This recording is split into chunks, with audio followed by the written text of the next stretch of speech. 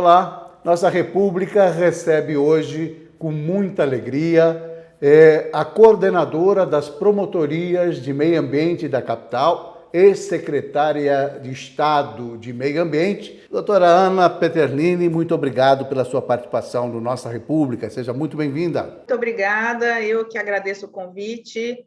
É sempre muito bom conversar sobre meio ambiente. E meio ambiente em Mato Grosso, que é um estado muito peculiar, né? Sob o ponto de vista ambiental. A senhora já foi secretária de Estado de Meio Ambiente e atua na área ambiental pelo Ministério Público há muitos anos, desde 2005, salvo engano, sempre na área de meio ambiente, não é isso? Isso, eu ingressei no Ministério Público em 1995, já vai fazer esse ano 26 anos. E desde que eu ingressei, eu já atuo na área ambiental, mas com exclusividade, né? Porque nós, ao longo da carreira, a gente acaba fazendo várias especialidades ao mesmo tempo, principalmente quando está no interior. Mas desde que eu cheguei à capital em 2005, eu tenho atuado exclusivamente na área ambiental. Isso dá uma bagagem importante, né? Uma especialização importante para tratar desse assunto, né? Que é um assunto rico e, ao mesmo tempo, extremamente delicado, né? Com muitos interesses envolvidos nessa questão ambiental. Qual é a visão do Ministério Público, e a senhora, com toda a propriedade, pode falar isso, sobre a questão ambiental em Mato Grosso, sobre a situação do meio ambiente em Mato Grosso? E aí, considerando desmatamentos, queimadas, de queimadas urbanas até as queimadas nas florestas para abrir áreas de terra, terra nova, como é que é a visão do MP sobre Mato Grosso na questão ambiental? Nós estamos num processo de amadurecimento. Eu acho que, como eu disse, eu já atuo há muitos anos na área ambiental e eu tenho percebido isso. Eu acho que a consciência ecológica tem despertado na população, né? Não como a gente gostaria que fosse, né? Mas tem trazido às pessoas um pouco mais de consciência ecológica, da necessidade de preservação, mesmo que isso seja meio a fórceps, né? Nós mostrando, assim, que o fato de você não preservar em um estado onde a agropecuária é a base da economia, isso traz consequências, né? Consequências diretas, inclusive na arrecadação do próprio Estado, na economia, né, nos lucros dos próprios produtores rurais. Então, eu acho que nós temos melhorado, sim, com o passar do tempo, e visto a importância da preservação ambiental.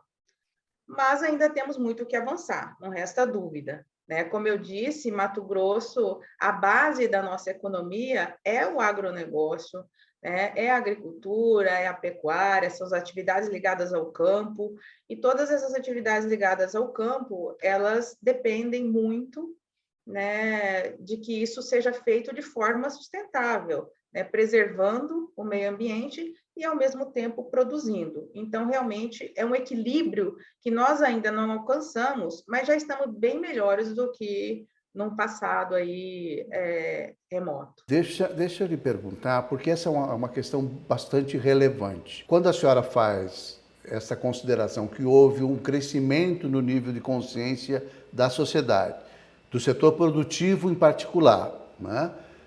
Houve também um amadurecimento do próprio Ministério Público. Veja, houve um tempo em que a gente tinha uma atuação muito, vou usar uma expressão aqui que me perdoem, meio xiita, meio radical, no sentido, e é necessária, não tô dizendo que não era necessária naquela época, mas ambientalistas, o próprio Ministério Público tinha sempre uma visão um pouco unilateral, um pouco radical dessa coisa da preservação, enquanto, do outro lado, havia um discurso muito forte da necessidade do desenvolvimento econômico, etc. Há hoje já uma visão mais equilibrada entre esses dois setores, setor produtivo e Ministério Público? Eu acho que o próprio Ministério Público acompanha um pouco né, o que acontece na sociedade de uma forma geral. Eu acho que os radicalismos não nos conduzem a bons resultados. E esse antagonismo muito forte que existe, mas que já foi muito mais forte entre meio ambiente e desenvolvimento, ambientalistas e desenvolvimentistas, né? Esse antagonismo, né, é muito prejudicial, porque a gente tem que buscar, certamente, um equilíbrio, né? Não se produz, né, nada sem causar impactos ambientais. Claro. Agora, não podemos produzir de qualquer forma, não podemos nos desenvolver, né, sem que a gente possa tomar precauções e medidas para mitigar os impactos que são causados por a grande maioria das atividades econômicas, né? Quase todas as atividades econômicas causam impacto. Na cidade ou no campo, né, doutora? Independente do que for, a atividade humana é sempre muito predadora, né? Exato. Então, assim, nesse aspecto, eu acho que houve, sim, uma evolução da consciência ecológica, né? Hoje as pessoas já estão muito mais preocupadas, né, em cumprir com a legislação, porque sabem que pode ter consequência. Porque até 10, 15 anos atrás, ninguém dava bola para a legislação ambiental, né? As leis ambientais não eram cumpridas, né? E muitas as multas aplicadas, né, eram ignoradas, né? Hoje já há sim uma certa consequência de responsabilização por atos infracionais ilícitos praticados contra o meio ambiente, né? E as pessoas agora já respeitam um pouco mais a legislação ambiental. Mas a senhora concorda que, apesar disso, apesar desse nível de consciência ter crescido, de ter um sistema mais forte de fiscalização e as multas sendo aplicadas, o Estado tem aplicado multas absurdamente caras, né? Caras não, porque o meio ambiente não tem preço, mas enfim, são multas pesadíssimas, né? Mato Grosso, salvo engano, agora, recentemente, totalizou algo como 630 milhões em multas aplicadas por desmatamento ilegal e por queimadas ilegais. Mas elas continuam acontecendo. Quer dizer, essa coisa do desmatamento zero, que já vem sendo buscado há algum tempo, o ex-governador Pedro Táxi trabalhou esse discurso, o atual governador trabalha esse discurso, o desmatamento zero, não, o desmatamento ilegal zero, vamos posicionar bem, né? Isso ainda não acabou, tanto é que as multas estão sendo aplicadas em valores astronômicos e esse desmatamento continua. Por que acontece isso? É muito lucrativo você desmatar a terra para usar ela no setor produtivo depois? Eu acho que é um conjunto de fatores, né? Embora tenha havido um aumento da fiscalização, né, desses instrumentos aí de controle e monitoramento, né, este por si só não é suficiente, né? Nós precisamos agregar as políticas aí de fiscalização, de autuação, né, até de cobrança dessas multas, que apesar do Estado, né, vira e mexe, está aí propagandeando, né, ou propagando volumes astronômicos de aplicação de multa, nem sempre essas multas são cobradas, são efetivamente pagas pelo infrator. Esse é um grande problema, porque entre a autuação e a sua do seu efetivo pagamento, tem uma distância muito grande. Então, nós precisamos enfrentar isso também. Mas o que eu quero dizer, Mauro, é que somente as ações de fiscalização não são suficientes, né? Então, assim, o próprio mercado consumidor, né, tem se mostrado um pouco mais exigente com relação a adquirir produtos, né, oriundos de desmatamento. Então, existe já um controle maior, não só pelo Estado, mas pelo próprio setor privado, principalmente com relação à agricultura, madeira, então isso, a pecuária também, então isso tem trazido um certo benefício a essas atividades. Mas também não é o suficiente, né? Eu acho que a consciência, principalmente nesse aspecto do produtor rural, né, de que a preservação é necessária para o exercício da sua atividade, né, que você garante os recursos hídricos com a preservação da floresta, que isso é necessário, porque a água é importante para a sua atividade econômica. Então, todo esse ciclo, né, de consciência da importância da preservação, né, para o exercício da sua atividade econômica é uma construção, né, que ainda não está finalizada. E eu acho que a gente só vai alcançar mesmo a redução do desmatamento ilegal zero quando a gente chegar neste patamar. Porque ainda hoje o desmatamento acaba compensando, porque não se paga compensando para o infrator, né, o desmatamento ilegal. Porque a multa ou não se paga, ou demora demais para ser cobrada, e ao final existem várias repactuações, e nesse meio tempo a pessoa acaba podendo, muitas vezes, usar da terra para a atividade econômica. A senhora tocou num assunto interessante e, assim, bastante relevante. É óbvio, hoje a gente ouve com muita força o discurso do setor produtivo, das entidades, principalmente, que representam os produtores rurais, tanto na área de agrícola como na área da pecuária. Há uma consciência muito forte, muito presente, um discurso que vem sendo trabalhado, inclusive, sob o ponto de vista da comunicação, com o objetivo de mudar a imagem de Mato Grosso no mercado internacional, de melhorar. Essa coisa da Amazônia é muito forte, né?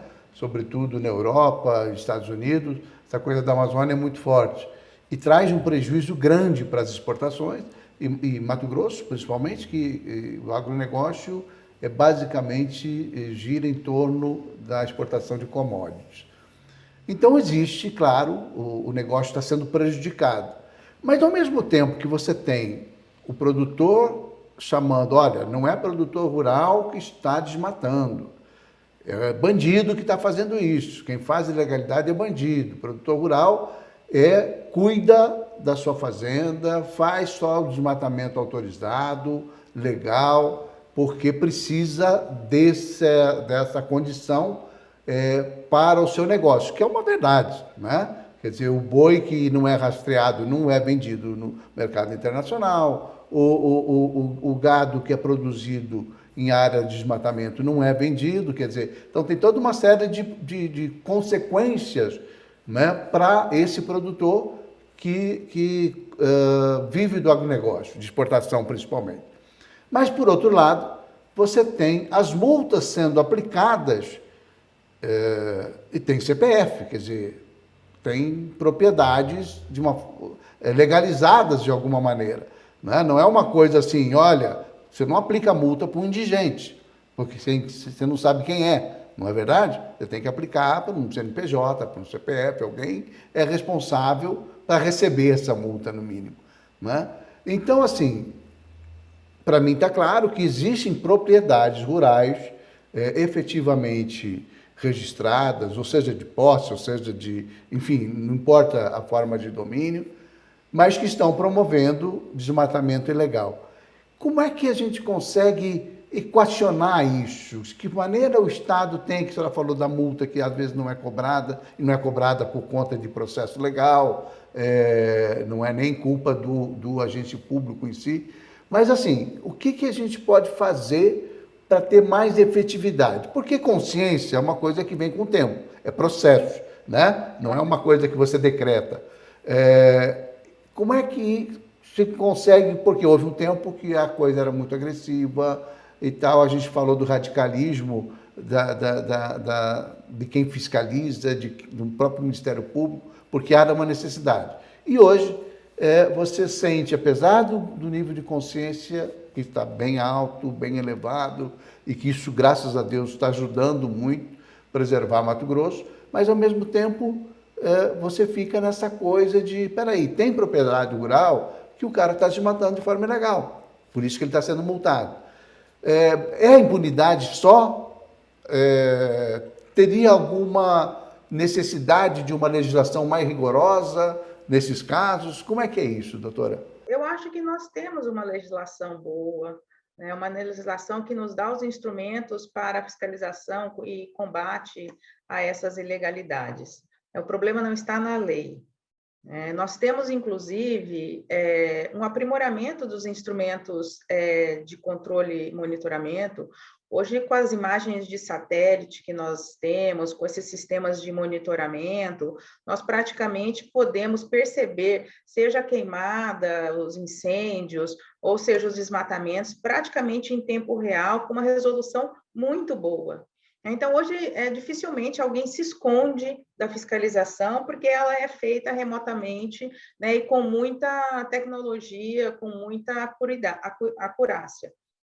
Mas, realmente, ela não se mostra suficiente. E eu vou te dizer que nós temos infratores que são muito criativos, né? Você disse aí, as pessoas são autuadas, tem CNPJ, tem CPF, mas o pessoal tem uma criatividade incrível para burlar a legislação, né?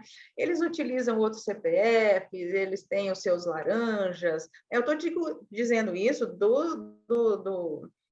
dos criminosos, dos infratores, né? Porque a grande maioria... Não, quem trabalha na lei não faz desmatamento ilegal. Exatamente. Então, assim, não é difícil você burlar a legislação, né, dentro desse tema aí do desmatamento. Então, a gente corre muito atrás disso, mas é um correr atrás mesmo, né? A gente não está na frente, embora a gente tenha muitos instrumentos aí que nos permitem a identificação. Doutora Ana, a senhora vai me dar uma licencinha, a gente vai ter que ir para o intervalo comercial, mas a gente volta já já, porque essa sua resposta é super importante.